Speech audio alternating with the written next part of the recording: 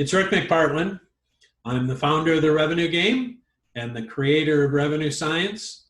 And I want to welcome you to our series on Revenue Science, the context for business. Today, we're going to talk about some pretty dangerous stuff. And it's not going to sound dangerous when we get started, but I want to help alert you to the fact that it can be really, really dangerous. You know, one of the things people keep telling us about today is the whole concept of getting the right people on the bus and create your culture. And there's books and there's consultants and there's all these training sessions, and they're going to help you get the right people, and they're going to help you create the content, the culture for your business. And you know, the interesting thing is that culture is an outcome, and it's an outcome of the strategy and deployment of your business. So, you know, that's like saying I'm going to start at the end of the game and build it backwards, because it's an outcome. And the right people on the bus is one where the right people want to be on the right bus, and the right bus is a result of your business strategy and deployment. And in today's world, if your strategy and deployment don't have some high value customer facing purpose, you'll almost never get the right people on the bus. So let's take a look at this today and try and understand how you build the right business, because you have the right strategy, because you're bringing value that your customers find compelling. And because you're doing really good stuff with good customers, people want to join you and be part of that. And so that is your culture, and the right people show up because they want to be part of it.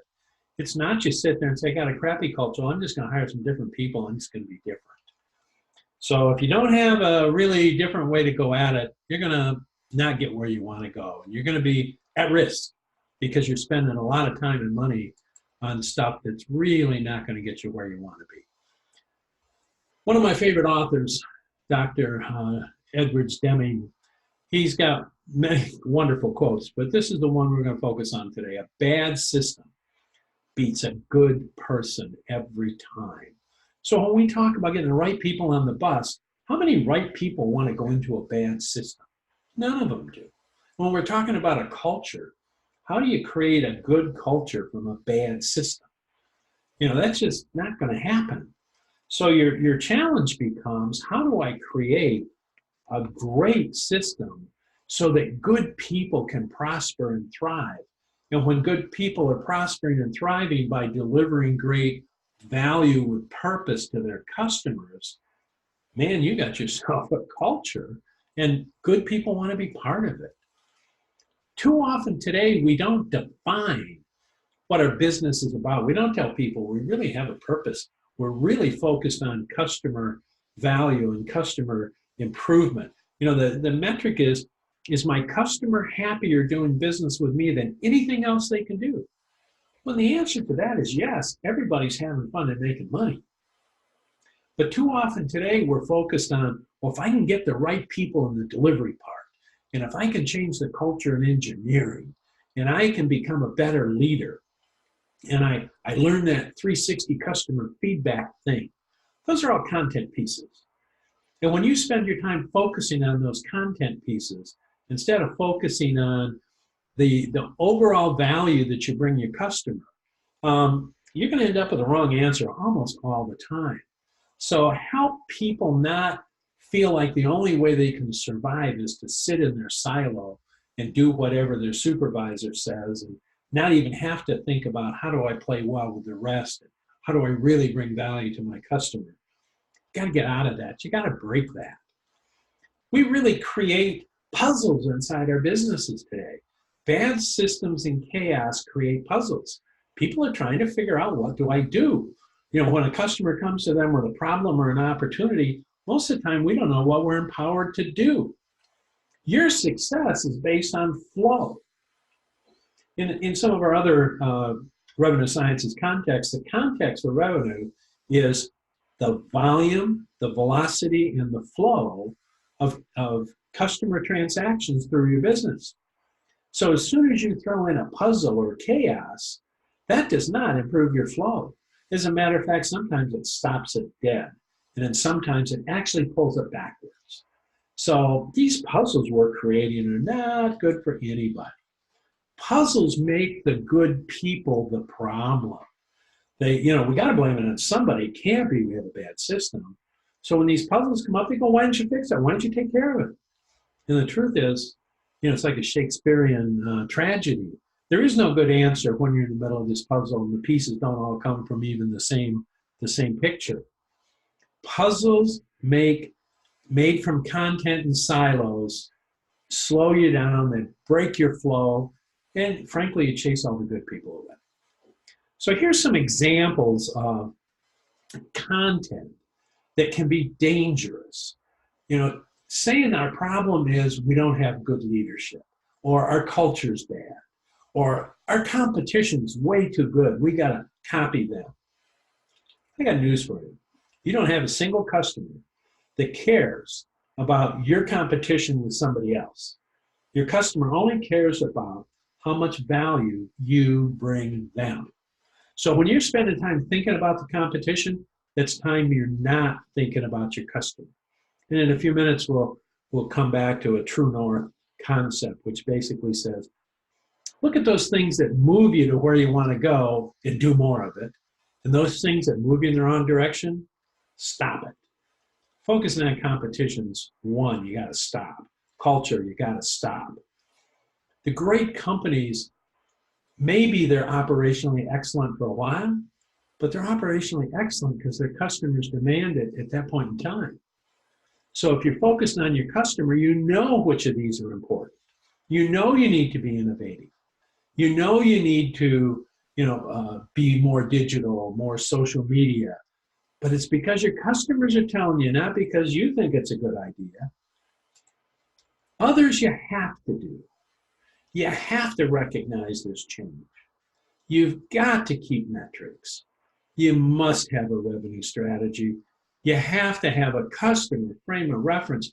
Every decision you make, your whole strategy starts with your ideal customers and comes backwards.